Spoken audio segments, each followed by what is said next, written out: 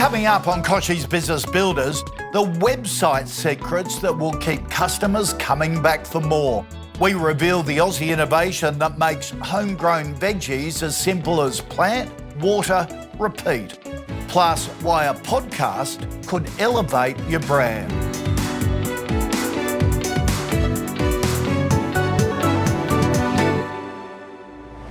G'day and welcome to another episode of Kochie's Business Builders, where we take a look at the issues facing small business owners and come up with practical advice and tips to help them succeed. Joining me today as co-host is Adam Bubb. Adam is the head of commercial media at Pinstripe Media, my family business, which produces Kochie's Business Builders.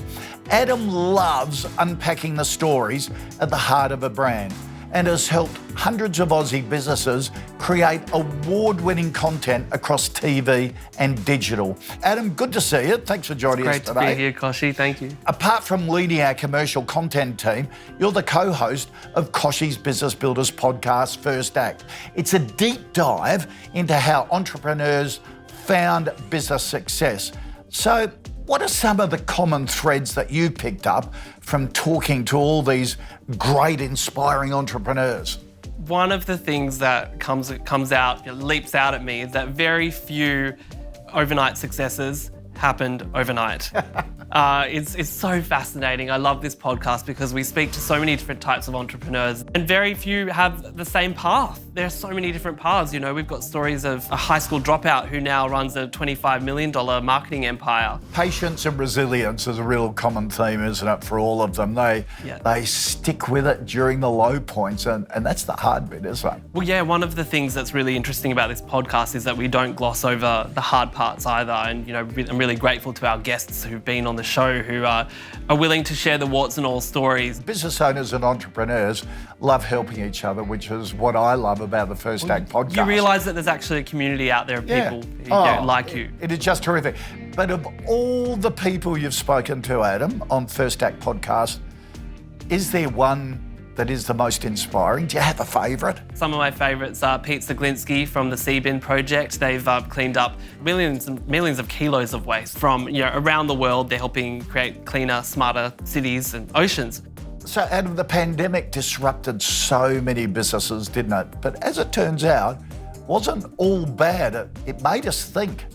Yeah, it really made a lot of businesses reprioritise and think, what am I really investing my time, my money, my efforts into? Whether that is your shop front or whether that is online, it's about looking at that balance of where that lies. There have been some great successes coming out of the pandemic. And next up, we're going to meet a Sydney family business, Elvie Jewels, whose pivot to online saved their brand during lockdown. Owners John and Nicole Ulo have built a thriving business at their QVB jewellery store, creating personalised pieces for satisfied customers for years. During the pandemic, they switched to e-commerce to keep the business alive, and now they're trying to decide what to do next. To find out, we paired up John and Nicole with retail extraordinaire Jane Cay from Birdsnest fame. As one of Australia's most popular online retailers and owner of a thriving bricks and mortar store, Jane knows all the challenges Nicole and John are facing, having taken Birdsnest from a small local operation to a $25 million national business. And we reckon she's got the right advice to help Elvie Jewels get focused for the future.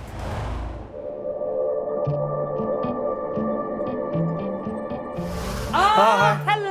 Nice to meet you. Hi, John. Hi, I'm Nicole. Nice to meet you. Great to see you. Yeah, thanks for coming today and my welcome goodness. to our office. This is where I guess the magic happens for Elvie Jewels. What made you fall in love with this business? About 6 years ago, we came up with the whole personalisation concept. Yes, fabulous. We rebranded to Elvie, which is our daughter's name. And we brought Gorgeous. in new packaging and new branding. And you can see some of our packaging here with the bag and the box in a beautiful pink colour. And these are some of our pieces that we do. So here we have a display of some of our pieces. So we have this part set up to look a bit pretty because we do have the odd customer coming in and picking some items up. These are some of our current pieces and new pieces. So this is a 2 pendants on 1 necklace. So these are beautiful gifts. Is that what you find? Yeah, I find like a good majority of our sales are for gifts, like Yes. even up to 70%, I think. Being in retail myself, I know that it's been a pretty tough couple of years. How have you guys coped? Look, it has been really tough. We just had to look at our digital marketing, which was nothing we ever did. We had an extensive database of email subscribers, so we had to start Contacting our putting a customers, yeah. strategy in place for that. But now we're at a point where it's like we need to relook because I feel like there's a lot more potential for us. Yeah. You know, the feedback we get from our customers is they love it, but I sometimes don't get the return that I'm expecting or get the sales that I'm expecting. I'm looking to how can I grow this? How can I scale this? How can I be more profitable? Okay, let me show you a bit more around the office. Let's do it. So this is our desk area. Nicole tends to sit here. I'm not sure if she does any work, but this is where I sit and most of the work happens. So I love that you're a family business and a husband and wife team. Well done. Congratulations. Still married. Yeah. Business is still going. So tell me about like each of your roles and what the bits you love doing. And Yeah. So I predominantly run the store. I manage the store and you will find me working there a couple of days a week, which is really good fun. And then I do come in and help John with the production by engraving the pieces and packing them. I'm based at the office most of the time. I only go into the shop on the busy days. Yeah, I'm here. I look after the online orders. I look after the website, the customer emails. I look after the bookkeeping. I look after the marketing side. that sounds like a long list. I know. I wish I could like clone myself. But When you're in the trenches, it's hard to focus on working on the business when you're so in it. oh yeah, I feel like I'm juggling every aspect, and sometimes when you're in that, sometimes you drop the ball on things. So it sounds like the really popular jewellery at the moment is the personalised jewellery, so that I can yeah. get it exactly how I want. And so if I ordered something like that, how long would it take before I could receive it? Or We do it right here in the office. We make it straight away, yeah. So this is our little factory here. And wow. this is where we engrave all the pieces literally every day. how much training do you need to be able to operate this? Quite a bit. Okay. Quite a bit of training because the program is just not copy and paste. Yes. It's actually a purpose-built program to engrave jewellery. Everything's made here and then it's brought over to our packing desk here. Oh, gorgeous. Yeah. Oh, such beautiful packaging. So we're trying to create an experience for our customer. Not only can they personalise the piece, but when they unbox it, it's really beautiful. Yeah. And the last thing here is our photography section. So we also convert this into a studio. I let me show hear I you. might be talking to the photographer. You are, yes. But not the model. Yeah, so this is our office. You can see we've set it up really well. Like, I just feel there's a lot more potential for us to be doing more, to be scaling the business. Build it and they will come. Well, I look forward Exactly. to exploring that with you. That sounds like a good challenge. Awesome.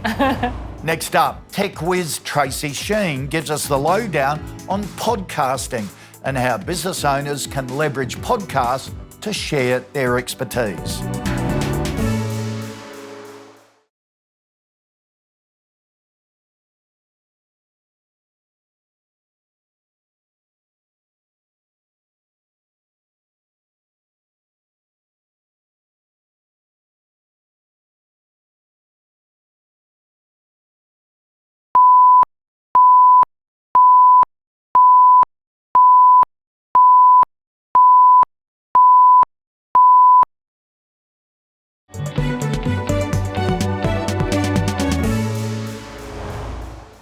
Do you know Kochie's Business Builders has a website? It's a great place to find all the latest business, news, advice and tips to succeed.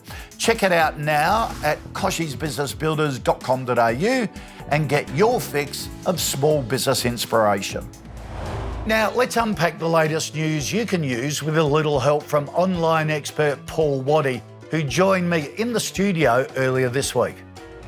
What's your advice for businesses to gain trust through their digital footprint? Usually more than 50% of visitors to a site bounce, and bouncing means I don't even click on anything. They land on the homepage, they're off. The key piece of real estate is the first section on the homepage. Now, trust signals are really important. How can they display these trust signals?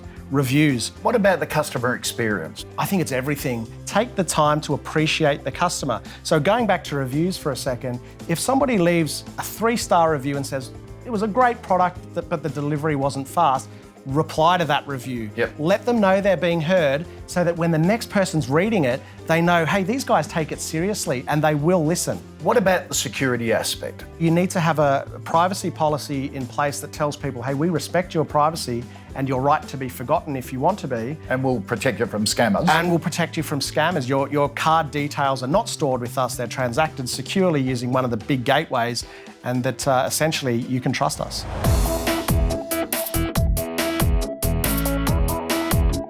Every week I'm talking to small business owners about leveraging technology in their business, and I've noticed more and more popular are podcasting. Now, I have been podcasting for years, but the thing that I want to chat to you today about is where we're seeing podcasting going in 2022. When you are recording a podcast, think about, can we capture this on video at the same time? Because you can upload that episode to YouTube and that's going to give you some really good Google juice. When I was podcasting every episode, I would look to create a template, a checklist, or some kind of downloadable content that would encourage my audience to reach out to me and say, hey, that was a great episode, but you mentioned a template, can I have that? So podcasting, cool, 2 thumbs up. The research and the stats are going through the roof, but I want you to rethink, what else can you be doing? Turn your podcast into blogs, turn them into videos, shorten them up for social media, send them out in emails, put them into your newsletters.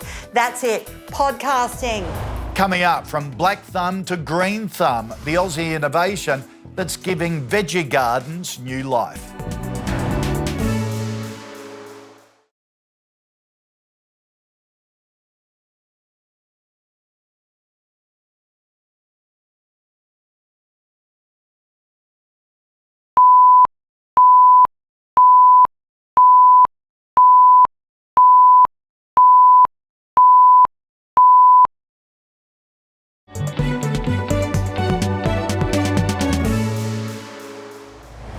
Now, are you ready to get back to business? Well, Kochie's Business Builders has all the expert advice you need to set your business up for success in 2023. From marketing to finance to growing your business. If you've got questions, we've got answers. So head to kochiesbusinessbuilders.com.au to subscribe to our newsletter and stay up to date with all the latest small business trends you need to know to succeed.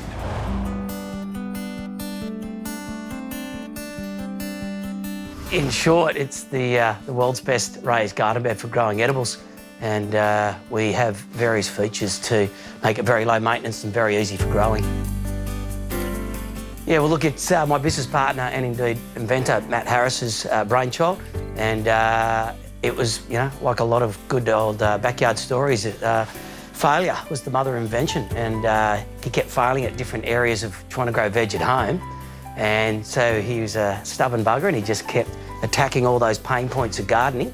And there was born the Vegepod, and it's pretty well similar to the very first day he designed it. Matt was doing the hard yakka in the beginning and brought it to life. And then, you know, he was scratching around for a couple of years, started off doing the little markets. And then the time came and needed a bit more dough, needed a couple of more blokes to put their shoulder to the wheel, a few more brain sets, different skill sets, all that sort of stuff. And the Three Musketeers formed about 2 years after he started. So that was, what, about 10, 11 years ago now for us. And we've just gone from strength to strength. The three of us were sort of mucking in there for a good couple of years. You know, we weren't taking salaries out. You know, we were leaning on the better halves, all that sort of stuff for a good couple of years. The number one challenge for us at the beginning really was exposure. We had the best damn product in terms of a raised garden bed in the world, but we needed to get to that next stage, you know, because we were slogging ourselves, and I was driving around Australia, living out of the back of the van. You can only do that for so long. And then we went to Shark Tank, of course, and that was our real big pivotal moment, and still remains our number one pivotal moment in our business. We sold more online in those first 2 nights than we did in our first 2 years put together. The Vegepod is really feature-rich and highly beneficial, low-maintenance garden bed. So after 12 years, Vegepod's finally coming indoors. Super high quality, full UV sunlights. Our signature self-watering wicking beds in the bottom. adjustable brackets so you can go up and down depending on the heights of your plants. And the real killer, we're bringing indoor edible growing back to how Mother Nature intended, soil. We're now into the hundreds of thousands of units sold out there. Australia and New Zealand have been the heart of the business from day one, but we're in every continent now, bar South America. So it'll be interesting to see where we go over the next few years, but you know, we've got high hopes. After the break, does your advertising copy pass the we test? Plus, Jane Cay sits down with Elvie Jewels to talk shop.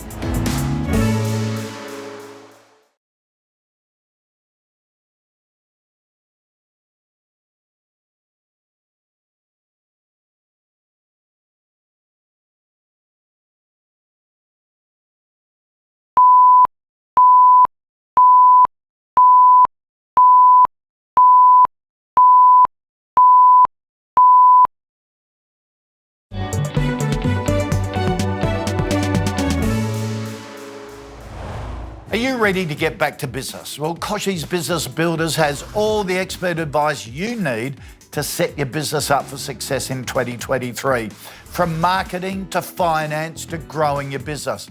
If you've got questions, we've got answers. So head to kochiesbusinessbuilders.com.au to subscribe to our newsletter and stay up to date with all the latest small business trends you need to know to succeed.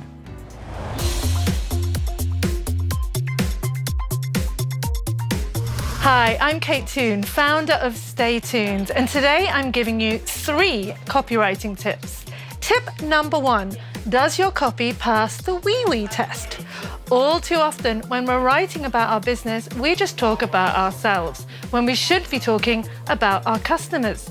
So read your copy and see how many times you use the word we. Count the number of wee-wees in your copy. Number 2, make your copy a conversation. Remember, just one person is reading, so make it feel like you're talking to them. Ask questions, use short sentences and long sentences. Contract your words and make it feel like you're really making a connection through the screen or through the printed material. Finally, if you really struggle with the blank page, try reading your copy aloud. One thing that I recommend to business owners is to record themselves speaking about their business and then transcribe it using something like Otter AI. Then you'll have some perfect notes to start writing your copy. We're back with Jane Cay and Elvie Jewels to check in on what she thinks John and Nicole should do next to achieve their business goals.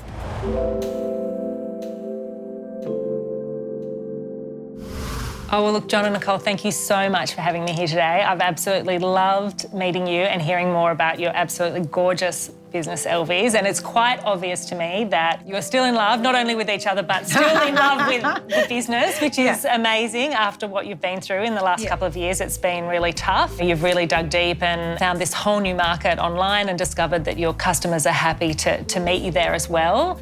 What you're up against is that you two are so deep in it that you are in the trenches, and when you're working so hard in the business, sometimes it's just really hard to work on it and work out how do I scale this business and how do I take it to the next level. So I'm really excited to explore that more deeply with you, because I'd love more people to discover this beautiful family business, you know, creating beautiful moments for people when they give a gift. Firstly, thanks for coming in. I really appreciate your support. Just from speaking to you, I've had a realisation, both of us have, that we are stuck working in the business. Well, we can definitely work on that together, and I think there's probably a little bit of homework I need to give you to go away and think about, and half of it's getting back to basics, and no one knows their business and their industry more than you guys. You've been in jewellery for a long time, you know it. I can feel your passion when you're talking about it. So I know that, you know, in the end, a lot of the answers you will have, and we'll just discover them together. That's great, and we're really excited to take that step with you. So I think in terms of the things that you could probably both go away and think about is just really returning to the basics of, okay, so who is my customer? We've talked about that a little bit today, about who she is, and any information she's given you before, you know, any surveys you've done with your customers, you know, you're having conversations with your customers all the time in store. What she told you about the brand, about your product, that you can learn from and we can take into this journey. The passion for having that one-on-one with customers is still there. So the question for you, I know you've got a lease coming up. What would that lease look like if we were to extend it? What would be our options if we were to move somewhere else? I'd love to have a little bit more information about that when we get together again. And then I think on the promotional side, just really thinking about your digital marketing, which is going to be so key to this scaling. And I know it's outsourced at the moment. Is that the right thing? You know, should you be skilling up in that area? What do you keep outsourced and what do you insource, and what other help do you need? Because you guys need some help. So let's really think about what's the best help for you moving forward. From what I'm hearing, there's a little bit more work that can be done in really understanding your numbers, both for the online side of the business and also for your store that has been through a little bit, and understand where it is right now and how that's performing for you. I'd love you to get into the spreadsheets. So I think what's next is I would absolutely love to come and visit you, Nicole, in the store. Yes, please. Yes. Any excuse to get to the QVB. We'd love to have you. Definitely come in and say hello and have a look around, and I'll show you what we do down there. Awesome. See you there. Well, it looks like John and Nicole have some homework to do before we see them again. I can't wait to hear Jane's plans to help them work less in the business and spend more time on the business. Adam, thanks for joining us. I suppose the takeout from Elvie Jewels is that when it comes to online and bricks and mortar, it's not either or. They can sit well together, can't they?